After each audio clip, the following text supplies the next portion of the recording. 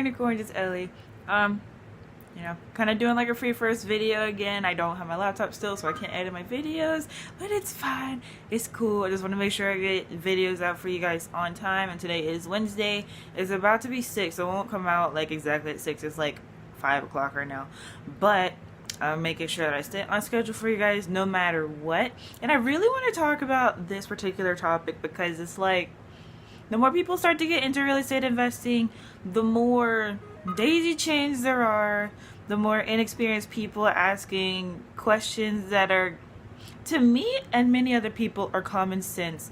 But not everybody has common sense if they haven't been in the industry for a minute. And I haven't even been in for that long. It's been like a year and a half, and it's just some stuff is like, even I wouldn't ask that as a beginner, but I can't judge. I don't know where anyone came from. So it's just like, let me just put this video out there. Let me keep putting out the content that I'm putting out. So to avoid people asking certain questions, like, just the silly ones. But, okay. When you get into real estate investing, you do not automatically have to become a wholesaler and try to make $20,000 on your first deal. Okay? Like, that doesn't happen every single time. Obviously, like, on some deals you're gonna make way less than that, and some of them you can make way more than that. It all depends. But the point I'm trying to make is you shouldn't stress yourself out to feel like that's what you have to do as soon as you get into this business. Many people get into the business and they don't close a deal for like 3 years, and then $20,000 is their first assignment check. If that's what you want to do, cool. I mean, all the power to you if you have that patience. But a lot of us want to go ahead and get into the business and just start earning and like getting experience, because it's like, what was that $20,000 worth without the experience? Because that's 3 years. So that's roughly like $6,000 something a year, when you could have closed 6 $1,000 deals during that time. Each year as a bird dog, gaining tons of experience, gaining tons of exposure, making your brand, all that type of stuff. And then in 3 years of being a bird dog, eventually becoming a wholesaler, now you've mastered assigning contracts. Now you have a secured buyers list. You know all of their criteria. You rarely receive a no because you know what to put under contract. And then you eventually start flipping houses even faster than that. And so, it's just like, you don't have to put that pressure on yourself to feel like you have to close that one deal that'll get you $20,000 on your very first try. That's very discouraging, because even on my first contract that I actually put out, I was only supposed to make at first I was going to make roughly $1,000, but then it turned into $500 because I was doing a JV with somebody, and that didn't even close because they were inexperienced and they were lying to me, saying that they were a buyer. Then their buyer had a buyer, and then their buyer had a buyer, and I'm like, okay, why didn't you just tell me you wanted to do a JV in the first place? But from that, I just took it. I learned how to vet my buyers better, vet my wholesalers better, and know who to connect with and who not to connect with, and know what's a red flag versus what's good to go. And so if you don't have that experience or that knowledge, why are you putting properties under contract like that? And you don't know the repairs, and you don't know how to get comps or get an ARV. I've seen some people in different Facebook groups say they're just here to assign contracts. That doesn't make any sense. Okay, you can't just assign a contract. You have to look at the actual deal to actually see if it is a deal. So look at the actual lead, make sure it is a deal, and then send it to your buyers. Because you don't want to be wasting your buyers' time either. They get tons of emails, tons of phone calls, tons of text messages a day. You don't want to be a waste of their 5 minutes, because then that's going to make you look less reliable. And you just don't want that. So you want to make sure that you're sending quality leads, quality deals to your buyers before you even send them to them. But what even is bird dogging, before we even get all into that and assigning contracts and stuff? What even is that? Literally, a bird dog is somebody who's right below a wholesaler. It's not degrading, and it's not anything negative. It's just, I haven't assigned a contract yet. If you're calling yourself a wholesaler and you haven't assigned a contract, you have no HUD document with assignment fee or double closing fee or whatever it says on there, then you're not a wholesaler. That's just how it is. That is facts. You're not a house flipper until you flip the house. You're not a money lender until you've lended money, whatever the word is. If you haven't lent money and got paid back, okay? Like, and you're not a landlord until you own a rental property that nets you money. Because I mean, sure, you can own a property and get rent from it, but you could be upside down and getting not paid rent from it. That is what is that? Is that subject to deals? When the person owns the house, somebody else like took over their mortgage, and there's a lot of times they're not even getting cash flow. All the cash flow is going to the person, the wholesaler or the investor doing the subject to deal, and they're just getting their mortgage paid off. Then that's not a landlord, even though they own the house and that property is producing rental income. So if you have not set up your structure to actually net you rental income, you're not a landlord. Okay, so until you've signed a contract, you're not a wholesaler. You are a bird dog doing bird dog things. And that's not a bad thing. That means that you are doing a lot of things to gain more experience to become a wholesaler. So if it is driving for dollars, if it is cold calling, if it is getting lists and skip tracing them, those are all valuable skills.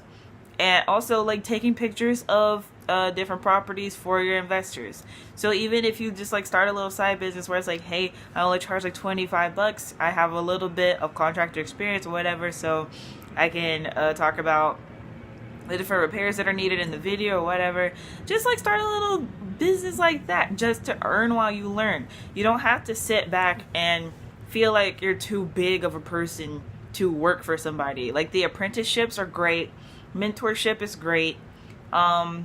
Even my group, the Bird Dog Experts, I think all those types of things are good assets to be like mastering a certain skill.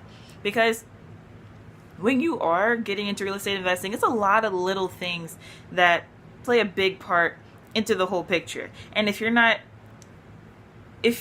are not good at multitasking very well, then you might want to focus on one thing at a time.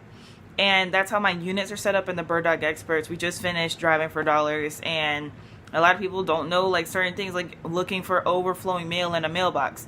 A lot of people don't know that that's abandoned. Even though the house looks good, that's an abandoned property. If the mail is, you can see the mail coming out of the mailbox.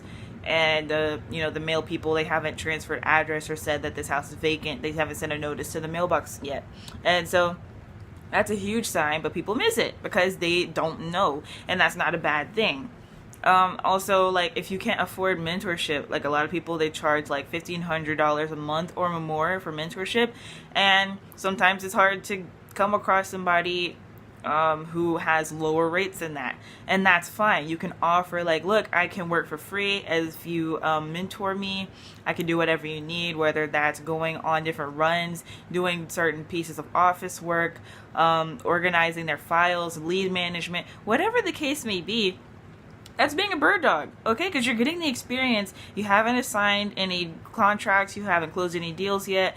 And there's nothing wrong with that, okay? I really want people to stop stressing about trying to make $10,000, $20,000, $30,000 on their first assignment contract. And it's like, if that's your only goal, then sorry. Like, you're not going to get that if for one, you're only in it for the money.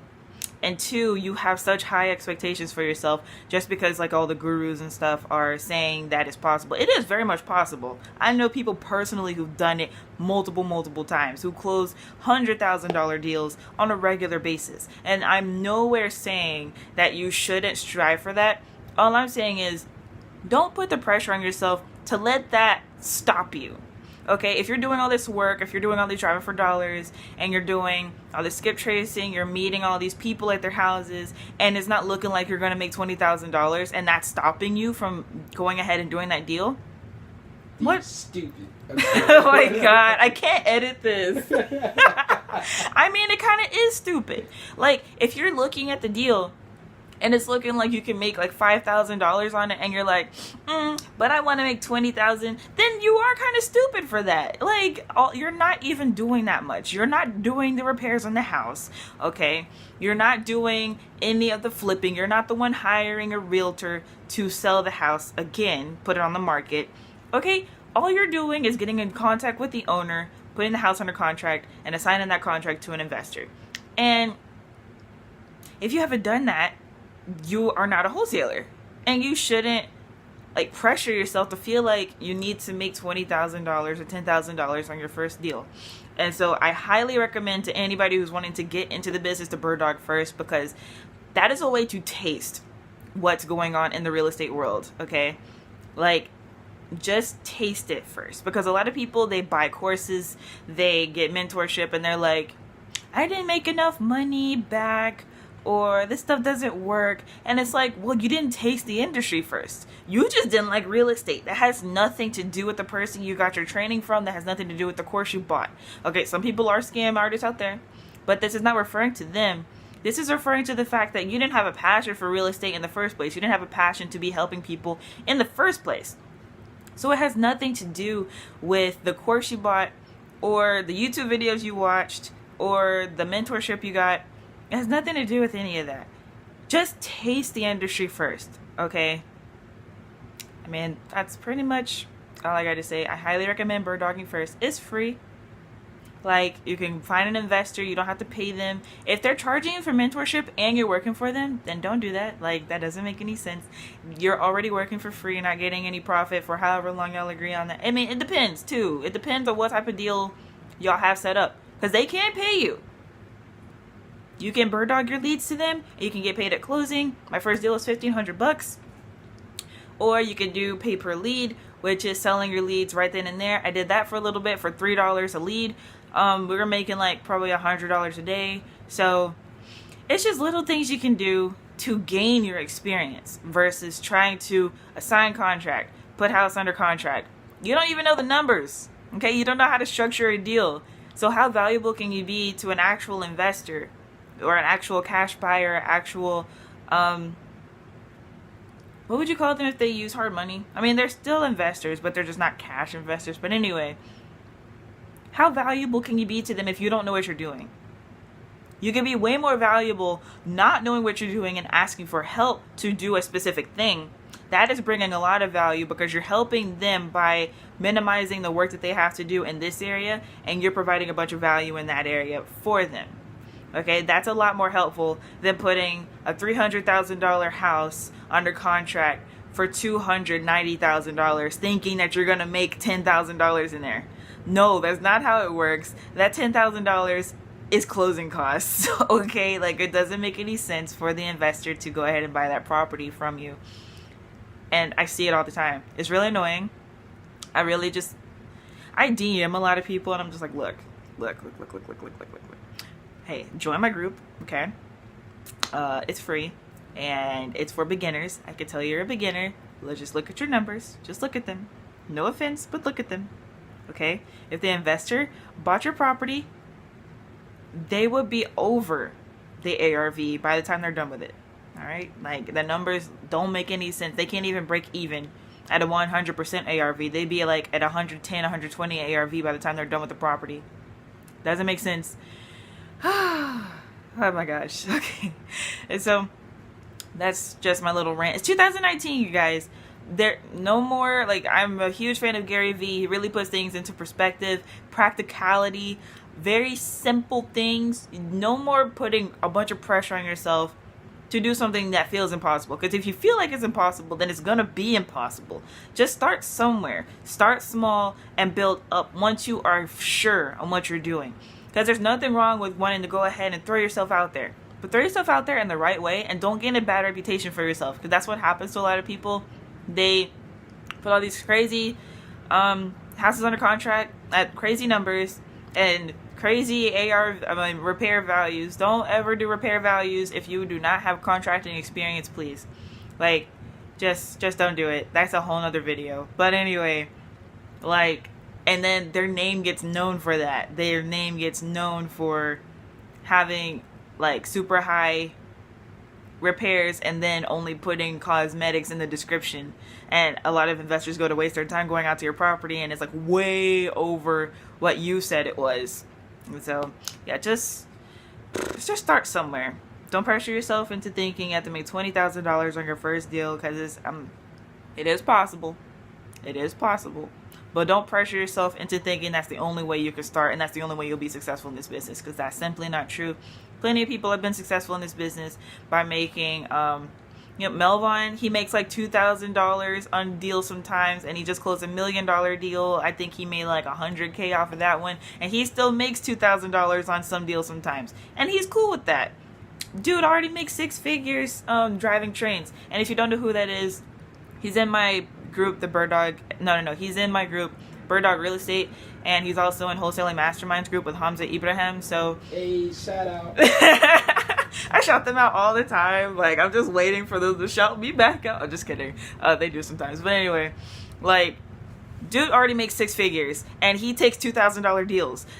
Like, what does that say about you? Okay, like, don't put yourself so high above and egotistical that you feel like you have to make a certain amount to be a wholesaler. Man, we went in on this girl who said, I'm not gonna wholesale the deal if I'm only making, how much did she say? She said something. She was on Melvin's live stream, and he went in on her. It was the funniest thing, because literally, and especially if it's a JV, if you are just finding somebody who doesn't have a buyer and you assign it to your buyer and that's all you're doing, what do you mean you need to make a certain amount? You literally took 2 seconds of work and your buyer was like, alright, cool, I like this property, and you made some money. Even if you make $500 off of that, like, it was worth it. Okay, because you've spent maybe a couple hours of time on it. Doesn't make any sense. So for those type of people, I could tell that they haven't, you can just tell sometimes by how people respond to certain things that they haven't closed a deal yet, because what they're saying doesn't make any sense. And if you read the entire thing, it's just like, you're not making any sense. You obviously don't know. You have no idea what it's like. Like, I got HUD's statements. I keep them. Okay. I keep track record of everything that I've closed, everything I've done that went to the title company. All right. So it's not like I have no idea what I'm talking about, but it's like, I can't speak on a $15,000 deal. I haven't done that. I can't speak on that. But I know for a fact that when you're working with properties that are $80,000 ARV and below, that is just a certain way to deal with those types of properties and a certain buyer that's bread and butter for. So I can get into that. I could keep rambling all day long about it. But my main point is 2019. Just get started. Okay, even if that means going to your top 5 favorite investors that you like, watching on YouTube or Facebook or Instagram or whatever, and being like, do you have an apprenticeship program? Or just going to a RIA meeting and just finding a flipper who just got funding and it's like, hey, what type of properties are you going to flip this year? Whatever. Just get started.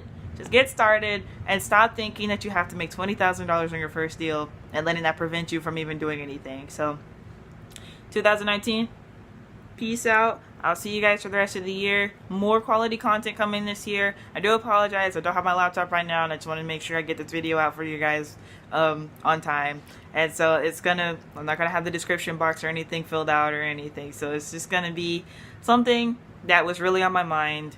And this is going to have a more detailed video coming later whenever I get my laptop back so I can edit it, because it's very much detailed. But I just want to get this out for the new year. So, yep, you guys have a great day. Bye, Rainicorns.